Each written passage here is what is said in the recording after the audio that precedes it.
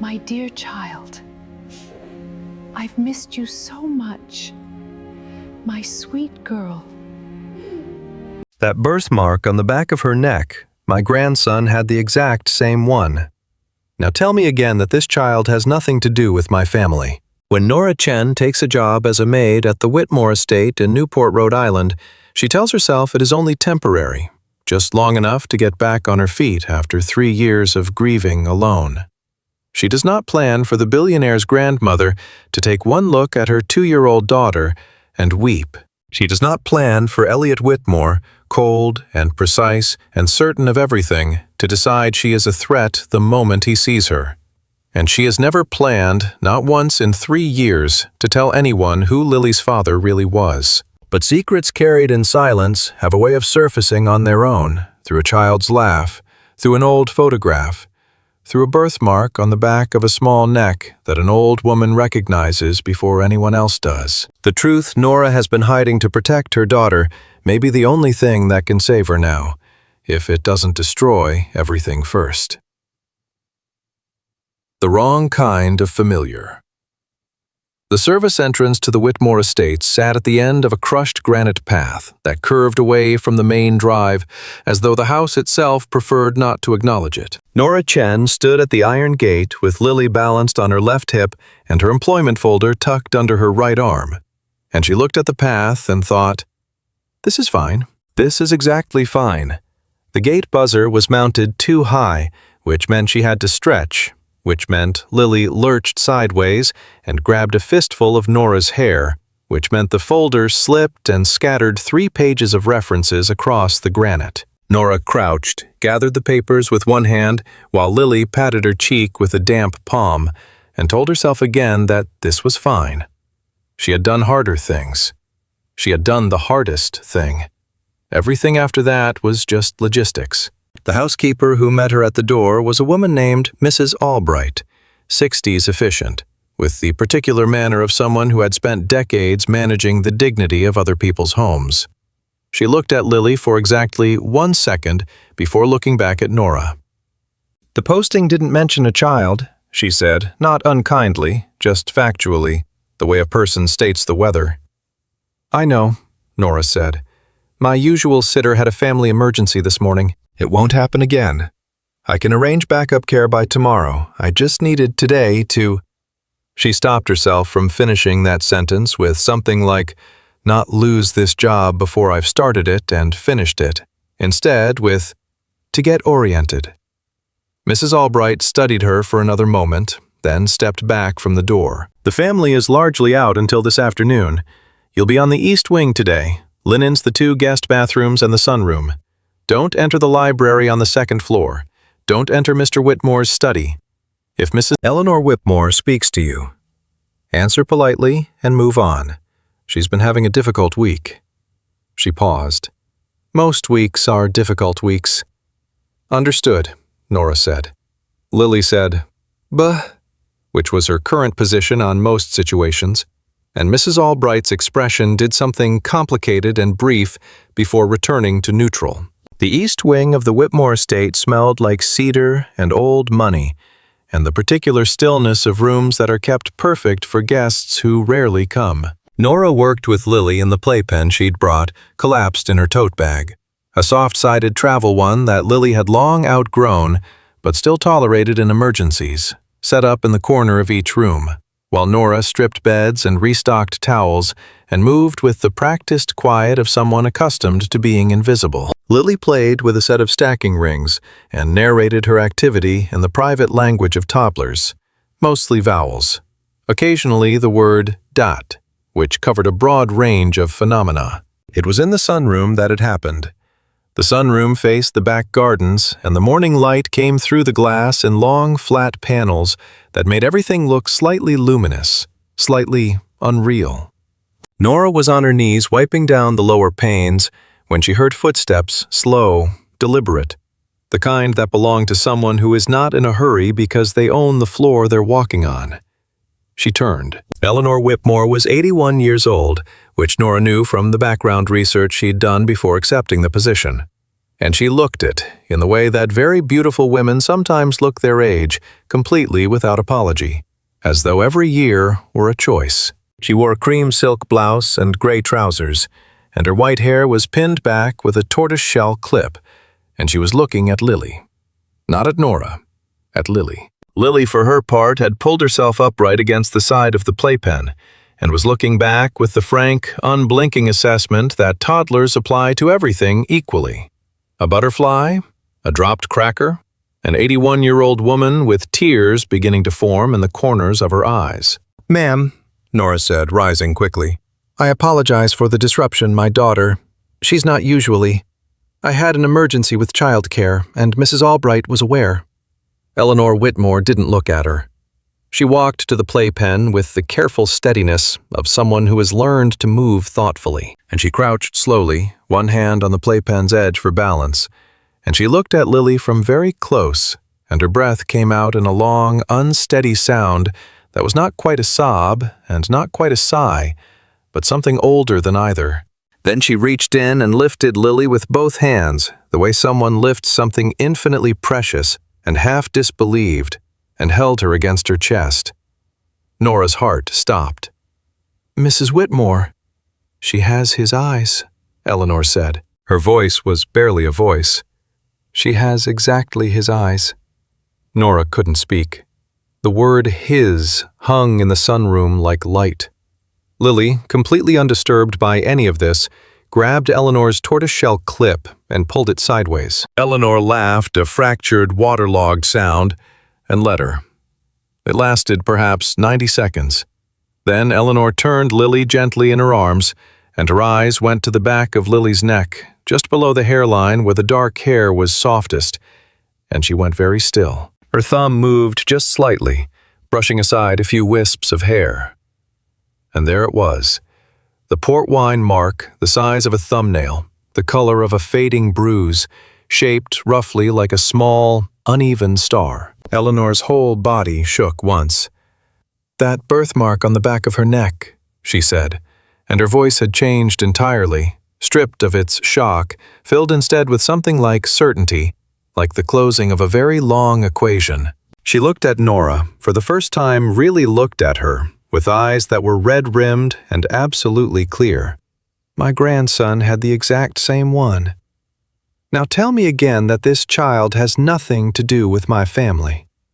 Nora hadn't said it. She hadn't said anything.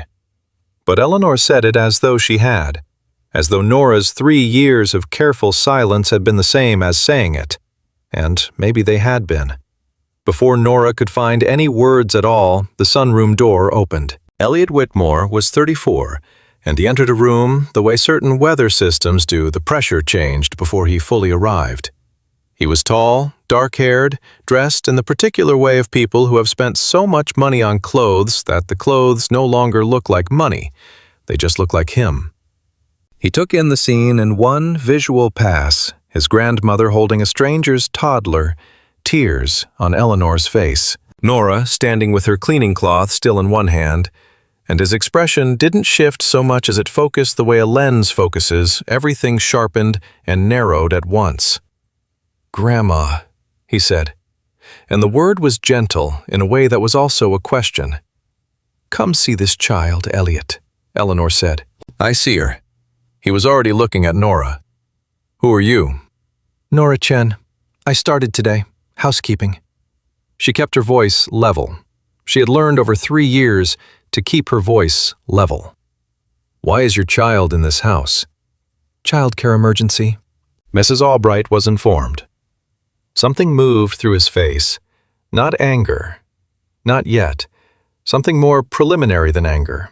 Something like the decision to investigate. He crossed the room and placed a hand gently on his grandmother's shoulder. "Grandma, let me take you to sit down."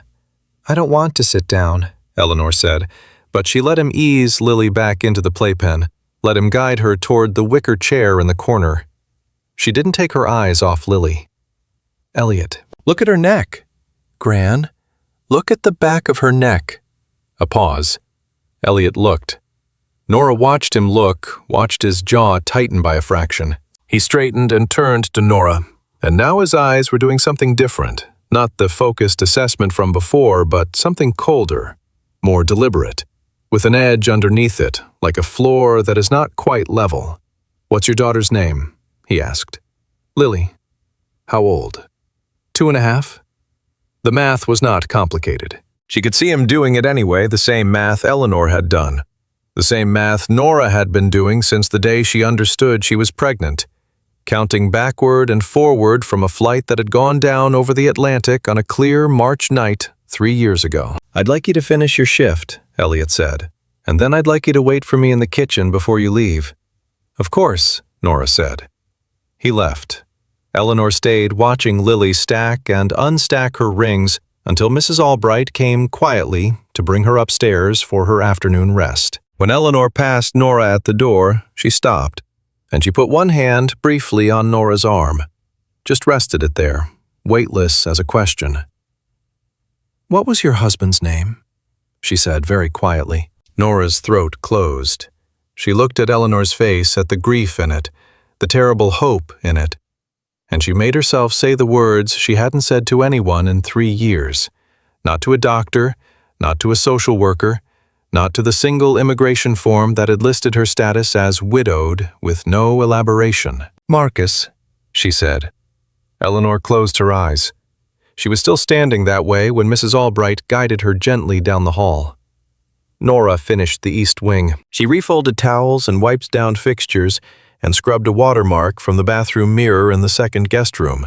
And she did all of it with the mechanical efficiency of someone running on the part of the brain that does not require feeling. Lily napped in the travel playpen for 40 minutes. Nora sat on the tile floor beside her and stared at the wall and thought about a photograph she had taken on her phone 3 years ago. The only photograph she'd ever taken of their marriage license, before the original was lost. Before she realized what lost meant. Before she understood that Diana Ashworth had been in the beach house that week and had access to the safe. She hadn't been able to prove that. She still couldn't prove it. She had a phone photograph with a timestamp and a case number from the county clerk's office confirming the license had been duly filed. And then there was nothing. The record had been withdrawn. The clerk who filed it had transferred to another office. And when Nora had gone to follow up 6 weeks postpartum and barely sleeping, she had been told there was no record of any Whitmore Chen marriage license in the system. She had taken Lily and moved to Providence. She had found work. She had not contacted the Whitmore family. She had told herself it was to protect Lily, and she still believed that mostly. She had told herself she would figure out another way when Lily was older, when she was stronger. She had been telling herself that for 2.5 years. The kitchen was large and impeccably kept, and Elliot Whitmore was already there when Nora arrived with Lily on her hip just past 4 o'clock. He was standing at the island with a glass of water he didn't seem to be drinking, and when Nora came in, he set it down with a click that was very controlled for how hard his jaw was set. "Sit down, please," he said. Nora sat. Lily immediately attempted to climb the island, and Nora pulled her back and gave her a set of keys to jangle. Elliot looked at her with an expression that was trying very hard to be neutral and not quite making it. "I'm going to ask you some questions," he said, "and I'd like you to answer them honestly. If you are in a difficult situation and you came here today with the intention of using this household's grief to leverage some kind of claim—" "I didn't know she would see Lily," Nora said. "Then I need you to understand that whatever you think you know about my family, this is not the way." "Mr. Whitmore." Her voice was quiet. It was always quiet, but now it had something underneath it that made him stop. "I need you to hear what I just said. I didn't know your grandmother would be in that room. I didn't plan any of this. I came here today because I needed a job, and my sitter canceled, and I've been holding this family's secret for 2.5 years because I thought it was the safest thing for my daughter, and I'm starting to think I was wrong." She looked at him steadily, and she did not look away. "What would you like to ask me?" The silence lasted a long moment. "How did you meet my brother?" Elliot said. Nora shifted Lily to her other hip. "At a conference," she said. "In San Francisco. He was there for a tech summit I was catering. We talked for 4 hours. He called the next day. We were together for 8 months before we got married." She paused. "Quietly. His idea. He said your family would need time to adjust." She paused again. "He died 6 weeks later." Elliot's face didn't move. That was how she knew it had landed, not by flinching, but by the absolute stillness that replaced whatever expression had been there before. "Do you have documentation?" he said. "I have a photograph of the marriage license. The original is gone. The county record was withdrawn." She kept her voice steady. "I've been aware of how that looks." "How did the original go missing?" Nora looked at him. "I have a theory," she said carefully, "but I have no proof. Not yet." Elliot was quiet for a moment. He looked at Lily, who had given up on the keys and was now pressing her palm flat against the surface of the island with great interest, as though testing whether it was warm. He looked at the birthmark at the back of Lily's neck, just visible below the collar of her small yellow shirt. "I'm going to look into this," he said. It was not a warm statement. It was not meant to be. "Until I have more information, I'd ask that you don't discuss what happened today with anyone outside this house." "I haven't discussed it with anyone in 3 years," Nora said. "I think I can manage a little longer." She put Lily into the stroller, snapped the harness closed with the efficiency of someone who has done it 10,000 times, and walked back down the crushed granite path toward the service gate. And she did not look back at the house. But on the bus home, with Lily asleep against her shoulder and the evening coming in gray and salt-smelling off the bay, Nora reached into the pocket of her cleaning uniform and pressed her fingers against the tin box she always carried there. Inside it, one photograph, one small diamond ring, one handwritten note on hotel stationery from a tech summit in San Francisco that read in Marcus Whitmore's careful handwriting, "I know this is fast. I also know I've never been more certain of anything. Tell me if I'm wrong." She had never told him he was wrong. She looked out the window at the water and thought about Eleanor's face when she'd seen Lily's birthmark. The way certainty had moved through her, not hope, not wish, but knowing. The kind of knowing that comes before proof. Nora thought, maybe I'm not the only one who has been waiting. Everything she was warned about. 3 days passed before Elliot Whitmore looked at her directly again. And in those 3 days, Nora learned the rhythms of the house, the way she had learned every other situation in her life, by paying attention and by staying quiet, and by making herself necessary without making herself noticed. She arrived each morning at 7:30. She covered the east wing, then the kitchen passage, then the formal dining room that was never used for dining. She kept Lily with a proper sitter, now a retired school teacher, 2 blocks from her apartment in Providence, who charged $18 an hour and let Lily fall asleep on her couch, and she returned each evening to a daughter who smelled like the school teacher's lavender hand lotion and who said, "Dat," triumphantly, at everything Nora pointed to. Eleanor Whitmore. Nora noticed arranged her morning walks to coincide with the hours Nora was working the east wing. She never said anything direct. She would pause at a doorway, watch Nora work for a moment, and say something general about the weather off the bay, about a rose variety in the south garden that had been her late husband's choice, about whether Nora took milk in her coffee. Then she would move on.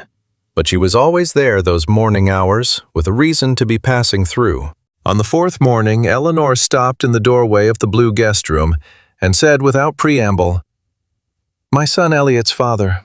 He was the steady one, always practical, always sensible. But Marcus..." She paused, and her voice changed. The way light changes through water, the same substance refracted. "Marcus was the one who sent me wildflowers from wherever he was in the world. Never roses.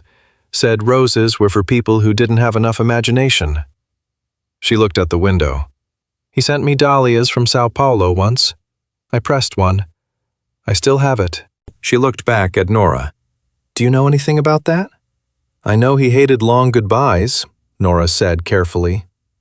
"He always left rooms before he was supposed to." Eleanor was quiet for a long moment.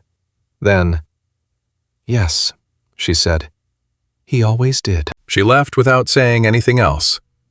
Nora finished the room and leaned against the wall for a moment with her eyes closed, counting her own heartbeats. The message appeared in her building's mailbox on a Thursday evening, not her personal phone, because she had never given the Whitmore estate her personal number, but a sealed envelope left with the doorman of her building with the return address of a law firm in Providence. Inside was a single printed sheet, a transcript of an exchange between a phone number registered to N. Chen and an office belonging to a Mr. Theodore Haynes, listed in the header as Estate and Probate Attorney. The transcript was dated 8 months ago. In it, the person identified as N. Chen asked about challenging a will from which a dependent had been excluded, and the attorney explained the process for establishing paternity and dependency claims against a contested estate. Nora read it twice. Then she sat down on the edge of her bed because her legs had stopped cooperating. She had never called Theodore Haynes. She had looked him up once, briefly, on a legal resource website. She'd been doing late-night research during one of the periods when she couldn't sleep and started Googling things she wouldn't do anything about. But she had never called his office. She had never spoken to him. She had certainly never had the conversation described in this transcript. She looked at the law firm's return address at the top, looked at it for a long time. The next morning, she arrived at the estate 40 minutes early, which she had never done before. Mrs. Albright raised an eyebrow and said nothing. Nora went to the East Wing, but she was not thinking about the East Wing. She was thinking about the transcript and about the only person who had motivation to create it and the means to have it delivered. She was thinking about Diana Ashworth, who had been at the estate 3 of the 4 days Nora had worked there, who moved through the main hall with the confidence of someone measuring for furniture, who had called Elliot darling in the way that some people use terms of endearment as territory markers. Nora had made herself invisible around Diana, which had not been difficult. Diana looked through service staff the way most people look through glass. She was in the sunroom, the same room, the room where it had started when Elliot found her. He came in and closed the door, and even the sound of the door closing was controlled, deliberate. A man who decided exactly how much force to apply to every action. "I need to speak with you about something," he said. "All right," Nora said. She kept working. "You can stop working." "I can do both," she said. She turned to face him and folded the cloth in her hands and waited. He produced a printed sheet from the inside pocket of his jacket. She recognized it without needing to read it. Same format, same header, same transcript. He had a copy. "Can you explain this?" he said. "I can tell you it's not real," Nora said. "I've never spoken to Theodore Haynes. I've never called his office. I looked at his website once, 8 months ago, and I didn't go further than that. Do you understand how that sounds?" "I understand exactly how it sounds," Nora said. "I also understand that someone who had both the motivation to create it and the access to have it fabricated and delivered would have made sure it sounded exactly this way." Elliot's expression was the one she was coming to recognize as his default, the deliberate neutrality, the controlled containment of whatever was happening underneath. He was very good at it. She suspected he had spent a long time getting very good at it. "You're suggesting someone manufactured this document?" he said. "I'm stating that I didn't make that call," Nora said. "What you choose to do with that is your decision. Everything you've told me, the missing marriage license, the withdrawn county record, the photo on your phone, none of it is independently verifiable. You understand why I have to consider the possibility." "That I'm lying," Nora said, not with heat, just stating it. "That there's a version of this situation that I'm not seeing clearly," he said. She looked at him for a moment. He was, she thought, genuinely trying not to be cruel, but to be accurate, which in his case came out to nearly the same thing, the way that certain tools designed with absolute precision can still cut wrong when pointed at the wrong thing. "Can I ask you something?" she said. "Go ahead." "Your grandmother has seen thousands of people over her 81 years, Nora said. "She has probably held dozens of other people's children. What do you think she saw when she saw Lily?" Something happened in his face. Not a crack, more like the surface of water when something moves far below it. A shift barely perceptible. "I think she saw what she wanted to see," he said, "because she is grieving, and because grief does that. That's a very clean explanation, Nora said. Is it working for you? The silence stretched. Elliot looked at the printed sheet in his hand, then at Nora, then at some middle point between them, and his jaw worked once silently. I have a responsibility to this family, he said. So do I, Nora said. To my daughter. She went back to cleaning the window pane. After a moment, she heard him leave.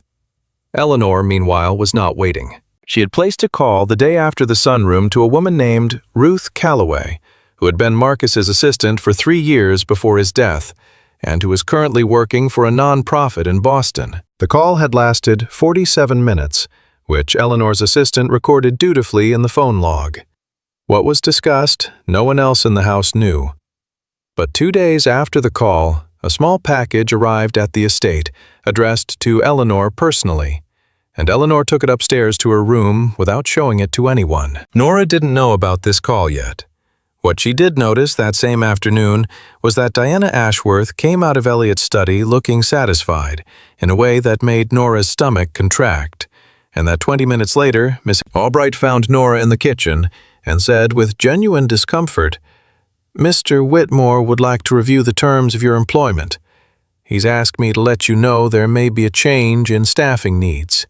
Nora looked at Mrs. Albright. Mrs. Albright looked back at her with the expression of a woman who has been asked to deliver news she disagrees with.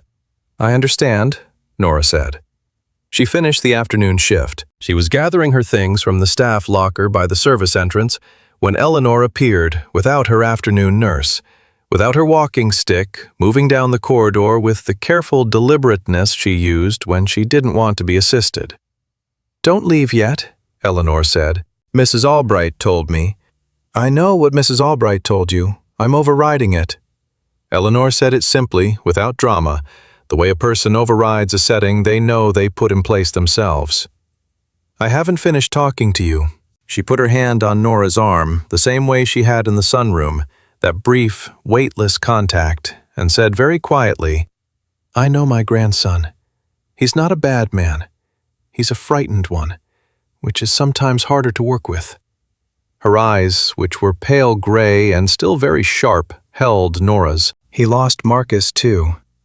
He doesn't talk about it, but he was supposed to be on that flight. Did you know that?"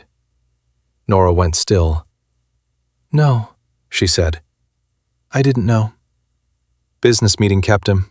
At the last minute." Eleanor's voice was level, but underneath it Nora could hear the shape of something enormous held very carefully under control.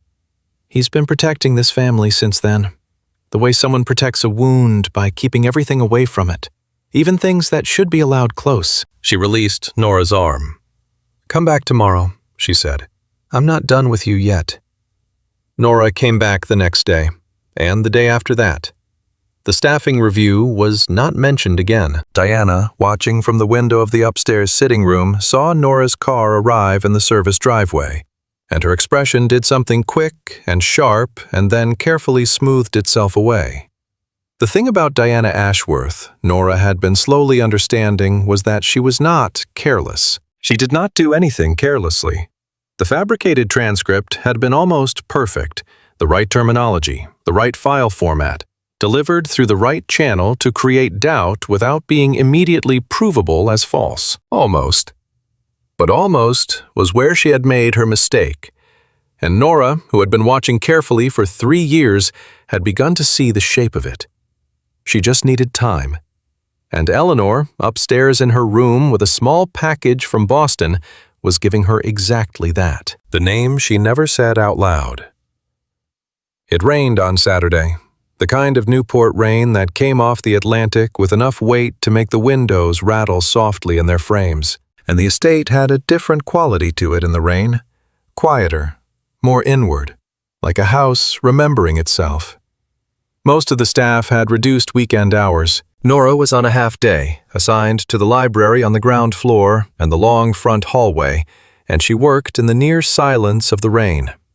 While Lily's Saturday was a Lily day, her sitter, unavailable, sat in the travel playpen in the hallway with a board book and a growing collection of opinions about it. She heard Eleanor before she saw her. The footsteps on the stairs were slow and deliberate and unmistakable.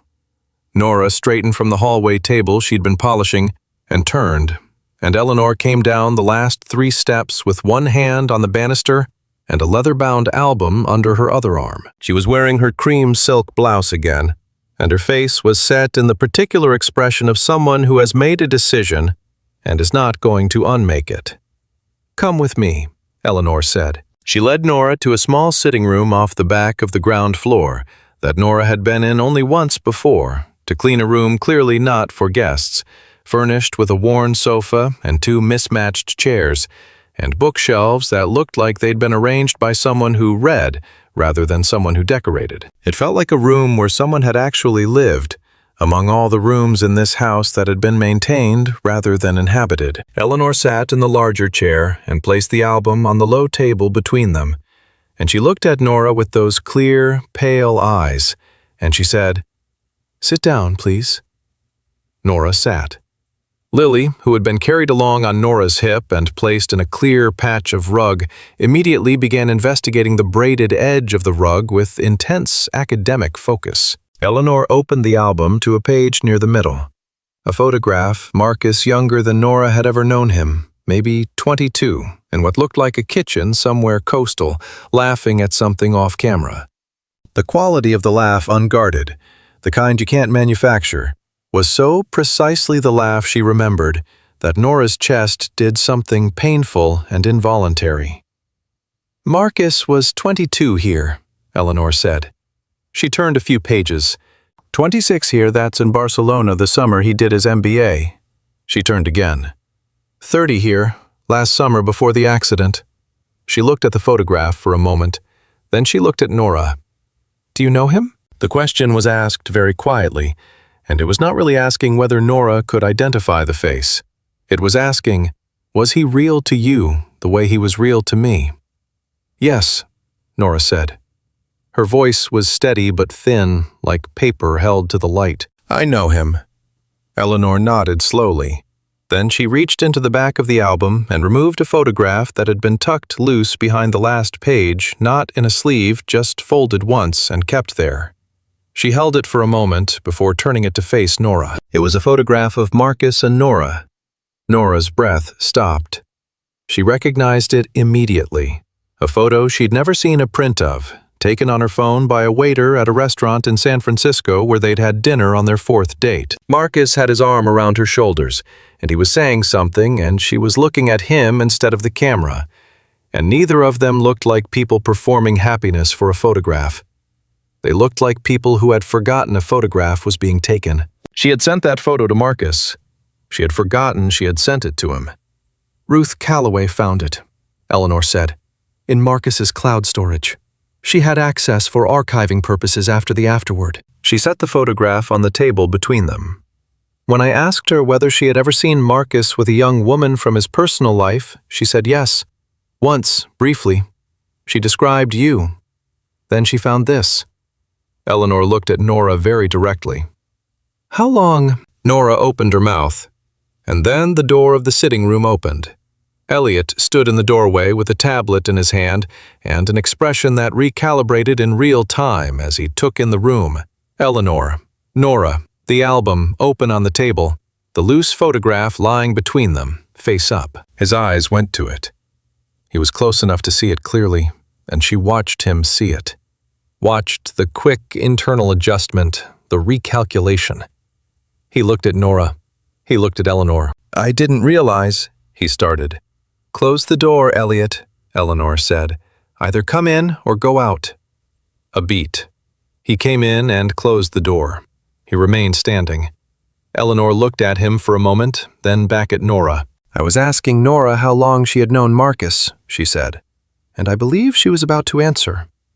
She folded her hands in her lap with an air of patient permanence, the way someone waits who has already waited for 3 years. Nora looked at Elliot standing by the door with his jaw set and his eyes doing that thing where they were absolutely neutral in a way that cost him something.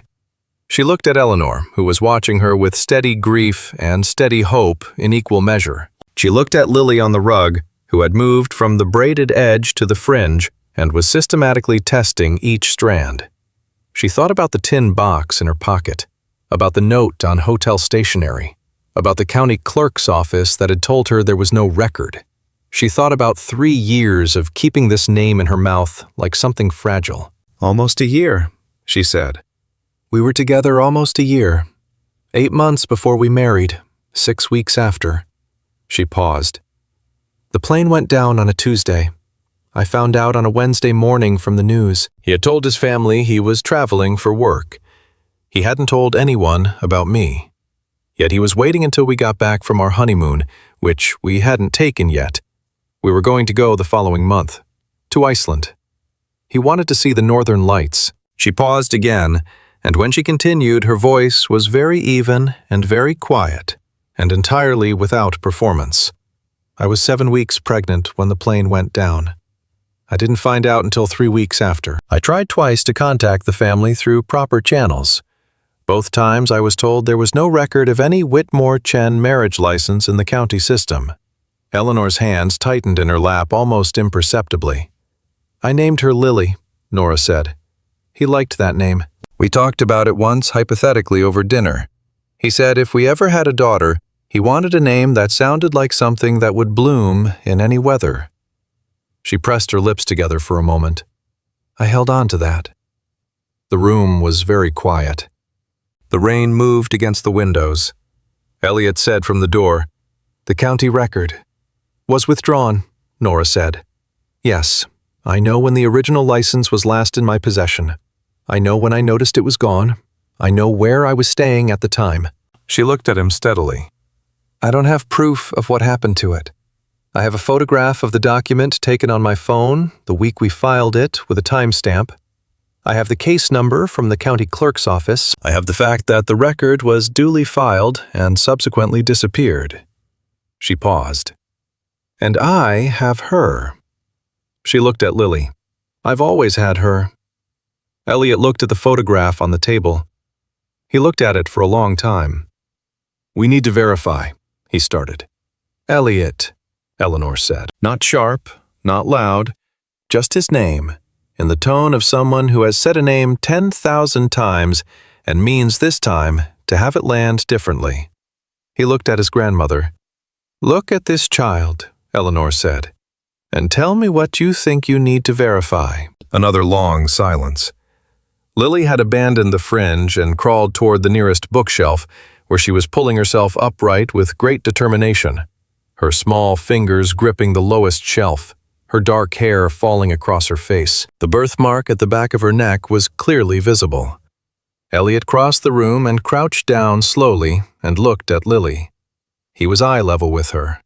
She looked back at him with Marcus's eyes, warm brown with the slight golden cast that ran in the Whitmore line, visible in old family photographs. A color Nora had fallen in love with at a tech conference in San Francisco when it had been looking at her across a crowded room and deciding to say hello. Lily reached out and grabbed Elliot's finger. He went absolutely still. Lily examined his finger with great seriousness, determined it was not edible, and let it go. She returned her attention to the bookshelf. Elliot straightened slowly. He looked at Nora. Something had changed in his face, not softened, not opened, but shifted, the way a map shifts when you've been holding it wrong side up and you turn it. "I'll need to see the photograph of the license," he said, "and I want to talk to Mrs. Albright about the package Ruth Calloway sent my grandmother." "I'll show you the photograph," Nora said. "Whatever you need." He nodded once shortly and left. But at the door he paused and looked back at Lily, still standing at the bookshelf, pulling herself up and letting herself back down with the focused repetition of someone learning a new skill. He left without saying anything else, but the pause had been enough. Nora had seen it, and Eleanor had seen it. And Eleanor, when Nora looked at her, was watching her grandson's retreating figure with an expression that was not quite hope and not quite grief, but something quietly between them, like the moment between a wave going out and a wave coming in, when the shore is simply still. Diana Ashworth heard about the meeting in the sitting room before dinner. She didn't hear it from Elliot. She heard it from a staff member she'd cultivated over the previous months. Not through cruelty, Diana was rarely crude, but through the kind of targeted warmth that is actually a form of transaction. The information cost her nothing more than a private smile and remembered birthday. And what she received was... Eleanor had been in the back sitting room with the maid and the photo album for almost 30 minutes, and the little girl had been there, and Elliot had come in and stayed, and when he left, he had looked different. Diana stood at the window of the upstairs sitting room and looked at the rain on the gardens, and thought about this information with the precise, unrattled focus that had always been her best quality, and her most dangerous one. She had been 26 when she and Marcus had briefly and disastrously dated. He had ended it cleanly. Marcus always did things cleanly, and she had moved forward, recalibrated, redirected her attention toward Elliot, who was more appropriate anyway, more suited to the kind of long-term alliance she was interested in. The arrangement with the Whitmore family had been discussed carefully between her father and the Whitmore family attorneys over the better part of a year. It was not a love match, and it was not meant to be. It was a structural decision by two families whose interests had always intersected. Then Marcus had died, and everything had been simplified. Except that Diana, who had been at the Whitmore beach house the week after the funeral, ostensibly to help Elliot with logistics, actually to consolidate her position during the family's most vulnerable period, had found the original marriage license in the safe in the study. She had read it. She had sat with it for 3 hours, and then she had placed it in the fireplace and watched it burn, and she had called her own attorney, and she had begun the quiet work of ensuring the county record would not be easy to find. She had not known about the photograph on Marcus's phone. She had not known about Ruth Calloway. She had not known about the birthmark. She understood now that she had approximately 48 hours before Elliot started asking questions she couldn't answer with the scripts she'd prepared. She understood that the fabricated transcript had not worked the way she'd intended. Elliot had been suspicious of Nora, yes, but he hadn't fired her, hadn't moved decisively, hadn't done the cleaned thing that would have cleared the field. Eleanor had intervened, and Eleanor was the one variable Diana had consistently underestimated. She picked up her phone. She scrolled to the number of the estate's senior administrator and sent a brief message. I'd like to formally raise a concern about the personal conduct of a staff member. I think this warrants escalation to the Board Oversight Committee, given the family's current circumstances. I can submit a written complaint by end of day Monday. She set the phone down and looked at the rain. If Nora Chen was removed from the property before Eleanor and Elliot could get organized, Diana would have time to manage the rest. The county records could be managed. Ruth Calloway could be managed. Even the photograph could be argued to be circumstantial. What could not be managed if Diana let it go on much longer was the accumulation of all of it. The weight of it, the shape of it, the way it was beginning to look exactly like what it was. 48 hours.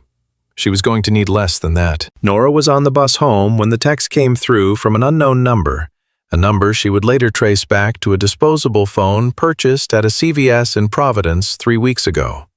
The message was simple. The formal complaint has been filed.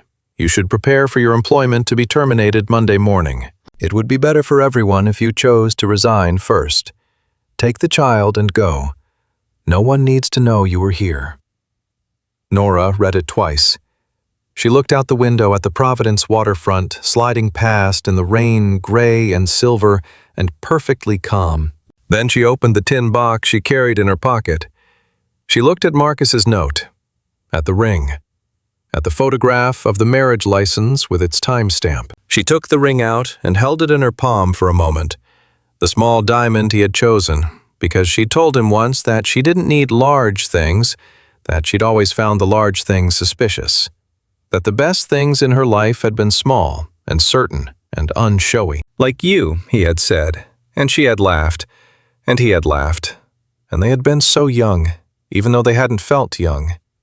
She put the ring on her finger, the same finger she had put it on in that courthouse in San Francisco, with 2 witnesses who were strangers they'd recruited from the hallway, because Marcus had forgotten to arrange anything in advance, and it was his most characteristic failure, and she had loved him for it, absolutely.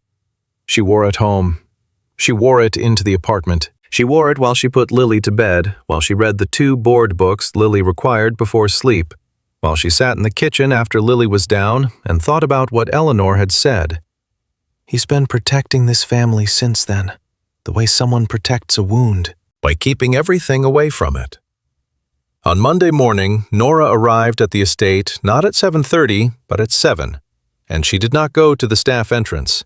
She went to the main entrance, and she rang the bell, and when Mrs. Albright answered with an expression of controlled surprise, Nora said, "I know about the complaint. I'd like to speak with Mrs. Eleanor Whitmore before anything is decided. I think she'd want to hear what I have to say." Mrs. Albright looked at her face at the ring on her hand, and stood aside. What the DNA can't lie about. Eleanor was already downstairs when Nora arrived, seated at the breakfast table in the small family dining room off the kitchen, which was the only room in the house where it felt like breakfast was actually eaten rather than served. She had a cup of tea and a newspaper she wasn't reading, and when Nora came to the doorway, Eleanor looked at her hand, first at the ring at the small diamond, and then looked at her face and said, "Sit down. Have tea." Nora sat. She put the ring on the table between them, not removing it from her finger, just resting her hand flat so Eleanor could see it clearly. "He chose the stone himself," Nora said. "At a jeweler on Market Street in San Francisco. He texted me a photo from inside the shop and asked which one I liked, and I picked the smallest one because I thought he was joking about the scale, and I didn't want to seem greedy. And he bought exactly the one I'd picked, and said later that I was the only person he'd ever met who could be accidentally right about something." Eleanor looked at the ring for a long time without speaking. Then she looked up. "He told you about the others?" "He mentioned there had been one serious relationship before me. He didn't go into detail. He said it ended because she wanted something from the relationship that he wasn't able to give her." Nora paused.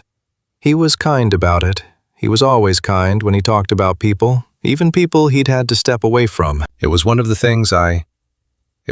things, Eleanor set down her tea. "What did he say he wasn't able to give her?" "His actual self," Nora said simply. "His words. He said she wanted the version of him that fit a certain set of requirements, and he had spent 3 years trying to be that version, and it had made him feel like he was wearing someone else's coat all the time." Something moved across Eleanor's face, recognition or confirmation of something long suspected. The breakfast room door opened. Elliot came in, still in a jacket that said he'd arrived recently, and he took in his grandmother and Nora at the table and stopped. His eyes went to Nora's hand. He looked at the ring for the same long moment Eleanor had, and then he pulled out a chair and sat down without being asked, which was the most human thing Nora had seen him do since she'd arrived. "Diana filed a complaint with the board oversight committee," he said, not to Eleanor, to Nora directly for the first time. "She's characterizing your presence in this house as a deliberate attempt to defraud the estate." "I know," Nora said. "She has a fabricated document that appears to show you consulting with an estate attorney about challenging the Whitmore will." "I know about that too," Nora said. "It's fabricated. I can demonstrate that given enough time." "You may not have enough time," he said. "If the board committee takes this up formally, it goes through an external process that my grandmother and I can't simply override." "Then we need to move faster than she expects us to," Eleanor said with the brisk pragmatism of someone who has navigated powerful institutions for 81 years. She looked at Elliot. "I want a DNA test, voluntary, today, if we can arrange it." Elliot looked at Nora. "Is that something you're willing to do?" Nora had been thinking about this since the bus ride home on Saturday. She had been thinking about what it would cost, not the test itself, but the act of going forward with it, the way it would make everything official and documented and real in a way that could not be unwound. She had protected Lily by staying invisible for 2.5 years, and invisibility had been its own kind of safety. And this would be the end of it. "There's something you need to understand before I answer that," Nora said. She looked at Elliot because Eleanor already understood. "If we do the test, and if it confirms what your grandmother already knows, I will need to formally establish my identity as Marcus's wife to have legal standing. That means I have to go on record. It means the complaint Diana filed and whatever else she's prepared, all of that becomes a matter of legal record too, including the questions about how the county record disappeared. She paused. During the period when that's being sorted out, there's a risk that a family court could issue a temporary order restricting my custody of Lily while the process plays out, while everything is being verified. She kept her voice steady with the effort of someone pressing down on a weight. I need you to understand I know that risk, and I'm telling you I'll proceed anyway because I'm done protecting myself by hiding what's real. But I needed you to know what it costs. Eleanor looked at her for a long moment. Then she said, I will provide whatever legal support is necessary to ensure the process is as fast and clean as possible. My attorneys are very good, and they know where all the leverage points are in family court proceedings in this state. She paused. Lily will not be separated from you. I will make that my personal guarantee. Nora looked at Eleanor's face. She thought about the weight of a guarantee from a woman like this. A woman who had buried a husband and a son and a grandson, and was still sitting at a breakfast table at 7 in the morning, holding the shape of a family together, through sheer refusal to stop. All right, Nora said. Elliot was on his phone. I'll call the medical center, he said. They can arrange an expedited test. Results in 24 hours if we use the rush protocol. He paused with the phone in his hand and looked at Nora. For what it's worth, what you just said. About the cost? He stopped. Then, I should have asked that question before now. What this was costing you. Nora looked at him. There was no performance in his face right now, no controlled neutrality, just something quiet and slightly raw. The expression of a person who has realized they have been precise in all the wrong directions. You were protecting your family, she said. I was protecting a system, he said. It's not the same thing. The DNA test was done that morning, Eleanor and Nora and Lily, at a private medical center in Newport, with a family attorney named Gerald Marsh present to ensure proper chain of custody for the sample. Lily was cooperative in the way of toddlers whose cooperation has nothing to do with understanding what's happening and everything to do with the presence of stickers, which Gerald Marsh produced from his briefcase with the air of a man who had done this before. While they waited, things happened quickly in the Whitmore house. Elliot made calls. He had a particular quality on the phone that Nora observed from across the waiting room. Not loud, not aggressive, but with a clarity of direction that made the other end of the call simply organize itself around what he was saying. He spoke to the county clerk's office. He spoke to an archivist at the State Records Bureau. He spoke to Gerald Marsh's associate, a younger attorney named Claire Sue, who began pulling filings related to the Whitmore estate records for the period immediately following Marcus's death. At 2:40 in the afternoon, Claire Sue called Elliot. Nora was sitting with Lily in the waiting room, reading a board book about trucks, with the focused commitment that the situation required, when she saw Elliot's face change on the phone. Not a large change, but she was watching, and she had learned his face enough by now to read small changes. He ended the call and came to sit across from her. The county digitizes marriage license applications, he said. The digitization happens automatically at the point of filing. The original physical document was withdrawn. Someone with access to the filing system processed a withdrawal, which requires a clerk of court access code. But the digital scan was already created and stored in the state archive before the withdrawal was processed. He paused. Claire found it. Your marriage license, filed in the name of Marcus James Whitmore and Nora Chen, dated 14 months before the accident. The truck's book sat open on Nora's knee. Lily was asleep against her shoulder. The waiting room smelled like industrial carpet and the particular quiet of places where people wait for things they are afraid to hear. It's real, Nora said. Not a question. She had always known. But knowing and having it confirmed by something outside herself were two different things, and she felt the difference now as a physical sensation, a kind of loosening through her whole frame, like a rope that has been pulled taut for so long that the release of it changes the shape of everything it was holding. It was real, Elliot said. Yes, He paused. It is real. He looked at Lily's sleeping face. He looked at the birthmark at the back of her neck, just visible past the collar of her small cotton shirt. His code name for his personal cloud storage was Iceland, Elliot said. I found it in his notes once and never knew what it meant.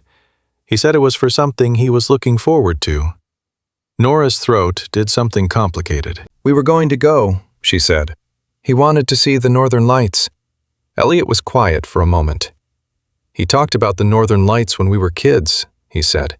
He had a photograph of them in his room for years.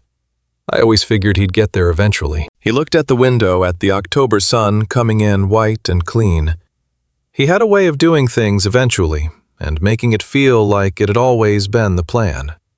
Yes, Nora said. He really did. They sat in a quiet that was different from the silences they'd shared before, not filled with suspicion or management or the careful deployment of neutrality, but something more like two people sitting with the same loss from different angles, finding out that the loss was the same shape from both sides. The DNA results came back the following morning. Gerald Marsh called at 9:15 and read the confirmation and the formal cadences of legal documentation, and Eleanor, who was listening on speakerphone at the breakfast table with Nora beside her, said, yes, very quietly, just once, as though she had been asked a question she'd been waiting to answer for a long time. Elliot was present. He sat with his coffee going cold in front of him and listened to the percentages and probability ratios that confirmed with the clinical certainty of science what Eleanor had known in her body the moment she'd looked at Lily's eyes in the sunroom. When Gerald Marsh finished, Elliot said, "What's the next step?" Gerald Marsh explained the next steps. They involved legal petitions and family court filings and a formal response to Diana's complaint, which was now going to look very different in the context of a confirmed DNA match and a digitally recovered marriage license. What about Diana? Nora said. There was a pause. Gerald Marsh said carefully that the manner in which the physical marriage license had been removed from the county system would require investigation, and that the withdrawal had required an access code, and that determining who had requested or obtained that access code was a matter of public record inquiry. She's going to know we found the digital record, Elliot said. He was looking at his phone. She probably already knows, Nora said. Or suspects. He looked at her. Something in his face had settled in the last 2 days, into a different configuration, still controlled, still precise, but no longer armored against her specifically. The armor was still there. She suspected it was structural for him, but it was no longer pointed at her. She's been at the estate this morning, he said. Her car is in the drive. He stood. I need to go back. Nora looked at him. Don't do this without legal representation in the room, she said. She will use whatever you say without a witness. He paused. He looked at her with an expression she couldn't entirely read. Part surprise, she thought, at being advised rather than managed. You're right, he said. He called Gerald Marsh's associate. He called the estate. Then he drove back to Newport, and Nora stayed at the medical center with Eleanor and Lily, and Eleanor held Lily in her lap, with a quietness that was not the terrible stillness of grief, but something else. Something that had been waiting a long time to be what it was. A great-grandmother's hold. Simple and real. When Elliot reached the estate, Diana's car was indeed in the drive. He found her in the front sitting room with her phone and the composed expression of a woman who has prepared several positions and is deciding which one to take. Gerald Marsh's associate, Claire Sue, had arrived 6 minutes earlier and was seated at the side of the room with a tablet, her presence unobtrusive and absolutely intentional. Diana looked at Claire. This feels unnecessarily formal, she said. It's just a conversation, Elliot said. He sat down. He looked at Diana with the full weight of the attention he usually deployed to navigate business negotiations unhurried through already a step ahead. I'd like to talk about the weeks after Marcus died. Specifically, the week you spent at the beach house helping with logistics. Diana's expression didn't change. It stayed exactly the same, which was its own kind of answer. The county records office has confirmed that a withdrawal request was processed for a marriage license filed by Marcus Whitmore and Nora Chen, Elliot said. The request was processed using a clerk of court access code. We're obtaining the records of which codes were used and when. Diana said, "That sounds like a matter for the county to investigate." "It is," Elliot said. "They've been asked to." He paused. "Diana, I've known you for 11 years. I need you to understand that what I know now versus what I knew a week ago are very different things. And the story you've been operating with, the one where Nora Chen is a fraudulent actor trying to exploit a grieving family, that story ends today. What I'd like to understand is the rest of it." Diana looked at him for a long moment. She looked at Claire's tablet. She looked at her own phone, and whatever calculation she was running, Nora understood later, came up short on all the columns that had previously worked in her favor. "I need to make a call before this conversation continues," Diana said. "Of course," Elliot said. "Take all the time you need." He looked at Claire. Claire was already typing. What she carried. Alone. Diana did not make the call in the sitting room. She stood, said she needed a moment, and walked out with the unhurried pace of a woman who had never, not once, been seen to rush. But Elliot was watching, and he had spent 11 years in the same professional circles as Diana Ashworth, and he knew the particular quality of her stillness when she was recalculating not the stillness of confidence, but the stillness of someone who has found the floor of a room to be lower than expected. He gave her 90 seconds. Then he looked at Claire and said, "Find out where she went." Claire was already on her phone. Diana had gone to the East Wing, specifically to the small study off the East Corridor, where visiting family members were sometimes given workspace, and where she had kept a laptop and a document bag for the duration of her frequent stays at the estate. She was in the process of removing files from the document bag and feeding them into the study's shredder when Mrs. Albright, who had been quietly asked by Claire to remain in the East Wing, appeared in the doorway. "Ms. Ashworth," Mrs. Albright said, "Mr. Whitmore has asked that no materials be removed from the premises this morning." Diana looked at Mrs. Albright. Mrs. Albright was 63 and had managed the Whitmore estate for 22 years, and she stood in the doorway with the immovable quality of someone who does not need authority to make a statement, who simply is the statement. "This is personal property," Diana said. "Then it'll still be personal property in an hour," Mrs. Albright said pleasantly, "when the family attorney has had time to review the situation." The shredder had gotten 2 pages. Diana looked at it. She looked at the remaining files. She put them back in the bag with the controlled grace of someone buying time and walked back toward the sitting room. And when she came through the door, Elliot was standing now, and Claire Sue was standing beside the side table where the document bag Diana had not been able to empty was now sitting, because Mrs. Albright had carried it through the back corridor while Diana walked the long way. Diana looked at the bag. She looked at Elliot. "You've been thorough," she said. "I've been slow," Elliot said. "I should have been thorough 3 years ago." He said it without bitterness, just as a fact, the way he stated most things that cost him something. "Diana, this is the part of the conversation where I need you to tell me how the access code was obtained. Not whether we already know the withdrawal happened and we're already tracing the code. I'm asking you to tell me yourself right now, because whatever comes next is going to go better for you if there's a record of voluntary disclosure." Diana sat down. She didn't look rattled, not precisely, more like a structure that had been very precisely engineered, finally registering the load it was never designed to carry. She looked at her hands for a moment, then she looked up. "I knew about Nora before the accident," she said. "Marcus told me. We had coffee once about 6 months after we ended things, and he told me he'd met someone, and that he was serious about her in a way he hadn't expected. He was happy in a way that was difficult to be around." She paused. "He didn't tell me she was already his wife. I found that out when I was at the beach house and found the license in the study safe. I had the combination because your father had given it to me 2 years prior for an estate document retrieval. It was never changed after that." "You found the license?" Elliot said. "I read it," Diana said, "and I understood what it meant, what she would be entitled to, what position that put me in." She looked at the window. I called an attorney. Not one of the family's attorneys, my own personal counsel. I was told that without the physical license and without a county record establishing the marriage would be extremely difficult. So you arranged for both to disappear, Claire said from her position by the side table. Not accusatory, just clarifying. The county clerk who processed the withdrawal is a man named Stephen Park, Diana said. He had worked with our family's legal team on a property filing 3 years before. My attorney contacted him. She paused. I didn't think there would be a digital scan. The digitization protocol had only been in place for 8 months. I didn't know the scan would already have been made before the withdrawal went through.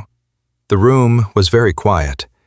Outside the windows, the Newport October was doing what Newport October does, bright, salt clear, indifferent. What about the fabricated transcript? Elliot said. The message to the probate attorney. I needed more time, Diana said. She said it flatly, without pretense of a better explanation, which was, Nora thought later when she heard the account, almost the most honest thing Diana had said. She was in this house, and Eleanor was already... I needed you to have a reason to question her before Eleanor could act. You used my own investigation process as a weapon against a woman who had done nothing wrong, Elliot said. Diana looked at him. You built an investigation process, she said. You pointed it at everyone who came near this family. I didn't build it. I just used what was there. The silence after that was different from the previous ones. It had weight in it, not because Diana was wrong, Nora understood later, but because she was partly right, and they both knew it. Here's what happens now, Elliot said. His voice was even clear and entirely final. You will provide a full written account of every action taken in relation to the county record, including your attorney's contact with Stephen Park to Claire's office by 5 o'clock today. You will not contact Nora Chen or anyone connected to her directly or through intermediaries. The formal complaint you filed with the Board Oversight Committee will be withdrawn by close of business today, and if it is not, we will include the fabricated transcript and its creation in the account we provide to the board ourselves. He paused. And then this is done. I'm not interested in a prolonged legal process with you personally, Diana. I am interested in having the family attorney review what referrals, if any, need to be made to law enforcement regarding Stephen Park and the county withdrawal. Diana said nothing for a moment. Then, you're not going to come after me directly. What you did harmed a child, Elliot said. What happens to you is less important to me than making sure it doesn't harm her further. He looked at the document bag on the table. Claire will inventory those files. If there's nothing in them relevant to this situation, they'll be returned to you. Diana stood. She put her hands flat on the table for a moment, and whatever was in her face right then was something Nora, hearing this account later, found she could not name, simply. Then she walked out of the sitting room and out of the estate, and her car pulled down the main drive and through the gates. And that was the last time anyone from the Whitmore household saw Diana Ashworth in Newport. The family court filing went through the following Wednesday. It was not simple. Nothing about it was simple. What had seemed on paper like a clear and documented case, DNA confirmation, recovered marriage license, signed affidavit from Ruth Calloway confirming she had knowledge of the marriage and had corresponded with Marcus about it, ran into the procedural reality of family court in a state where the rules for posthumous marriage verification were specific and slow, and required a hearing before a judge who had 6 other matters on her docket that morning. Nora sat in the courtroom in a gray blazer she had bought from a thrift store in Providence 2 years ago for job interviews, and had never worn for anything good until now. And she listened to Gerald Marsh present the evidence. And she held Lily on her knee.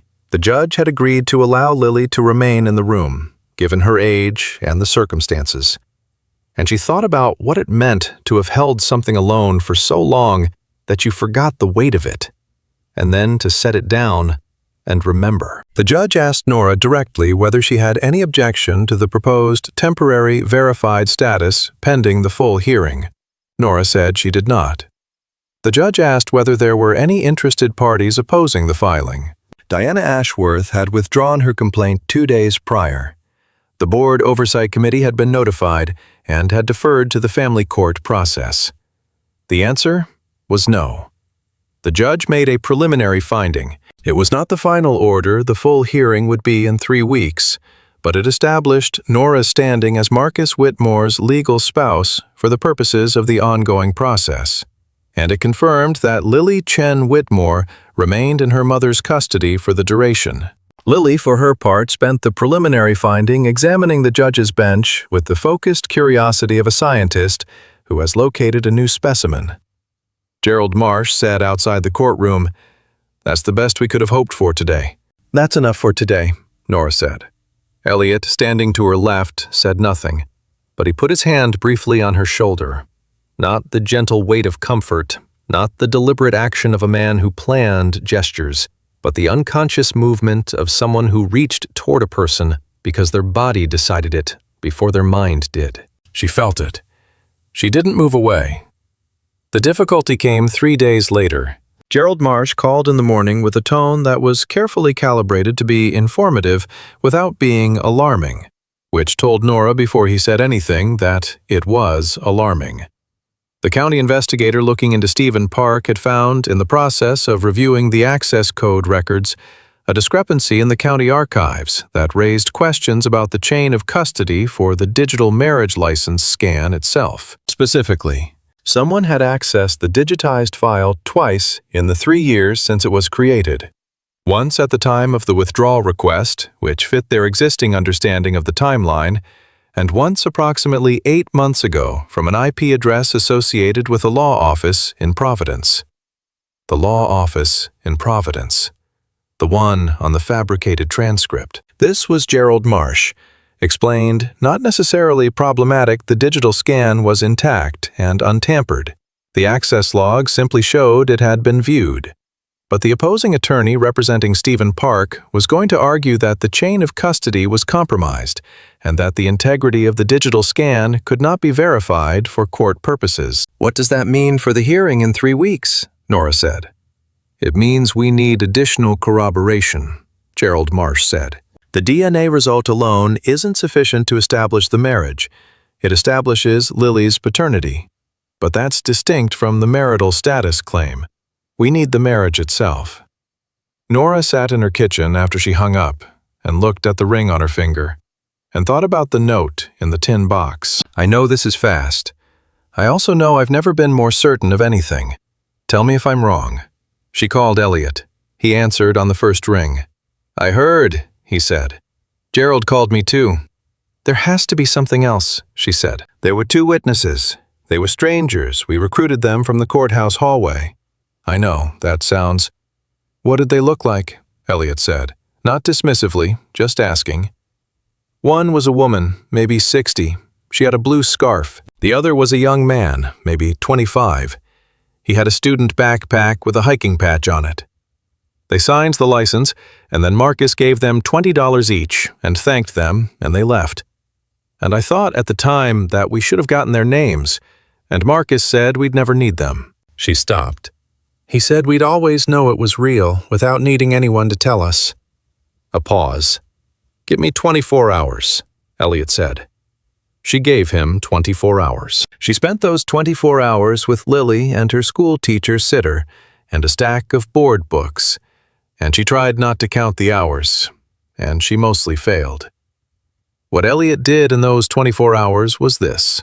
He hired 2 private researchers with experience in courthouse record tracing. He provided the date, the courthouse, the description of the 2 witnesses, and a copy of the digital marriage license showing the witnesses' printed names, which Nora, who had looked at the license photograph so many times she had memorized it, was able to provide. Patricia Lana and Jonah Weatherfield. He asked the researchers to find them. Patricia Lana, 71, was found in 14 hours. She was in Sacramento. She remembered the occasion precisely. She had told her husband about it that evening, about the lovely young couple who had asked her so politely about the way the young man had seemed so certain and so happy. She had a dated entry in the journal she kept describing the incident, and she was willing to provide an affidavit. Jonah Weatherfield took 19 hours. He was in Portland, Oregon. He had a hiking patch on his current backpack, the same patch, a different bag. He remembered clearly. He had found the whole thing romantic in a way that had stuck with him. He was willing to provide a video deposition. Elliot called Nora at 7:30 the next morning. "I found them," he said. Nora sat down on her kitchen floor. She was already sitting, technically, but she sat further down against the lower cabinets with her knees up and her back against the wood, and she pressed the phone against her ear and listened to him explain what he'd found. And when he finished, she said, "You found them in 19 hours. 20, technically," he said. Jonah was harder. "Elliot." "Yes." "Thank you," she said. Not like the phrase people use to fill space. The other kind. The kind that costs something to say. Because it means the person you're saying it to has changed something specifically and irreversibly, and you need them to know you know. There was a pause. "Don't thank me," he said, and his voice was slightly different from how it usually sounded on the phone. Lower, less managed. This should have happened years ago. If I'd looked at the county record instead of... He stopped. "I built a system for keeping people at a distance because it felt like safety, and I pointed it at the wrong person." "You pointed it at the most suspicious possible situation," Nora said. "A woman who showed up with a child who looked like your dead brother, with no documentation and a plausible motive for fraud. I would have been suspicious too." "You wouldn't have," he said. "You would have looked at Lily." She thought about that for a moment. "Maybe," she said. "Or maybe I would have been terrified of getting it wrong and used the terror as a reason to stay certain." She looked across the kitchen at the window at the morning coming in. "I'm not sure we're as different as you think." Another pause longer. "Will you come to the estate this weekend?" he said. "Eleanor wants to see Lily. And I..." He stopped again. He was not. She had noticed a man who left sentences unfinished. It cost him something visible when he did. "I'd like to talk. Not about the case. Just to talk." "Yes," Nora said. "We'll come." Saturday morning was the kind of New England October that remembers summer, without apologizing for not being it warm enough for the garden, bright enough to make everything look considered, like a view from a painting. Nora and Lily arrived at the estate's main entrance, not the service gate, and Mrs. Albright opened the door and said, without commentary, "Mrs. Eleanor's in the back garden," and led them through. Eleanor was on the stone bench at the far end of the garden path, the one that faced the sea.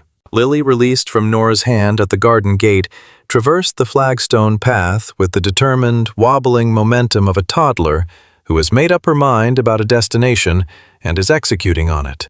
Eleanor watched her come, and her face did the thing it had been doing more freely in the past week. Opened, simply the way a room opens when someone finally unlocks a window that's been painted shut. Lily reached the bench and grabbed Eleanor's knee for balance and looked up at her from a distance of approximately 4 inches. "Up," said Lily, clearly and without preamble. Eleanor laughed. She lifted Lily onto the bench beside her, and Lily settled in with the natural ease of someone who has decided this person belongs to her. And Eleanor put her arm around her, and they looked at the sea together. Nora stood at the edge of the garden and watched them, and she thought this is what Marcus would have wanted. She had thought this often in the past 3 years, what Marcus would have wanted. And usually it had been a painful thought, the way imagining a future with someone who is not there to inhabit it is painful. But now it was something else. Now it felt like a continuation rather than an imagining, as though the thread had not been broken after all, only hidden, and someone had finally found it again. She heard footsteps on the flagstones behind her and didn't turn around. Elliot stopped beside her. He stood in the garden with his hands in his jacket pockets and looked at his grandmother and Lily on the bench and said nothing for a while. And the silence was comfortable in the specific way that silences are comfortable when the people sharing them have recently said difficult, true things to each other and have nothing left to manage. "She's going to rearrange Eleanor's entire morning routine," Nora said. "Fair warning, Lily has opinions about scheduling." "She's a Whitmore," Elliot said. "Strong opinions about scheduling is actually a family trait." "Marcus hated schedules," Nora said. "Marcus was the exception to every family trait," Elliot said. "Except that one. He just called his schedule a general framework. He paused. He had a framework for the Northern Lights trip. I found it in his notes. A week-by-week plan for the 6 months after he called it, after the framework starts being a life. He was quiet for a moment. I've been reading his notes. I didn't before. I couldn't. He looked at the bench at Eleanor and Lily looking at the sea. He wrote about you. Not by name for a while, and then by name. He wrote, "N is the most honest person I've ever met," which sounds simple, but try it sometime, and you'll understand why it isn't. Nora pressed her lips together. The familiar tightening in her throat, the one she had learned to manage, moved through her and then moved past. "He was right that it isn't simple," she said when she could. "I've been not honest. For 3 years. I've been protecting myself and calling it protecting Lily." "You were doing both," Elliot said. "Those things don't cancel each other out." She looked at him. He was looking at the garden at the light on the flagstones, and his profile had the slightly unfamiliar quality of a face you've been watching under tension for weeks and are now seeing at rest for the first time. "I don't know what this is going to look like," she said, "after the hearing, what the shape of it is." "No," he said. "I don't either." He looked at her then directly with the full weight of an attention that was not managing or assessing or protecting against anything. "But Lily is Marcus's daughter, and she belongs in this family, and you are her mother and his wife, and that means you belong here too, in whatever way makes sense for you." He paused. "I'm not trying to manage that. I just wanted to say it directly." "Thank you for saying it directly," she said. "It's the only way I know how," he said. "For better or worse." "For better," she said. "Mostly." Something shifted in his face. Not a smile, not quite, but something adjacent to it. The territory just before a smile, that is sometimes more honest than the smile itself. He looked back at the bench. "She's going to want the bench for herself," he said. "Eleanor.